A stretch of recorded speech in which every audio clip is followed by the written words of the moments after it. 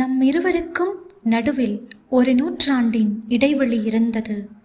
அந்த கடல் மட்டும் அப்போதே சம்பவித்திருந்தது.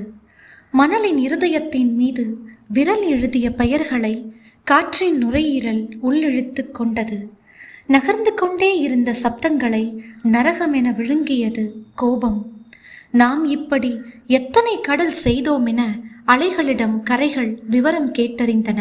நம்மை கடல் ஏன் இப்படி செய்ததென நானும் கண்களின் கரைகளில் துயரம் கேட்டறிந்தேன்.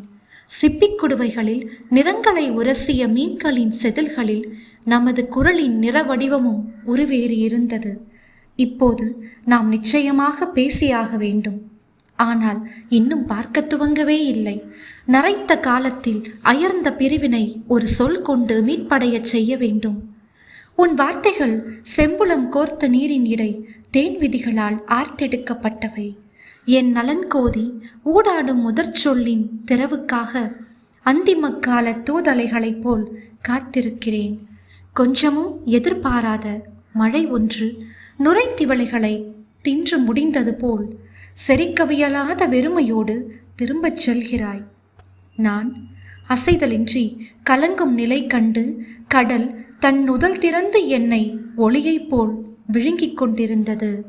அப்போது நேரம் சரியாக அதிகாலை 4 மணி.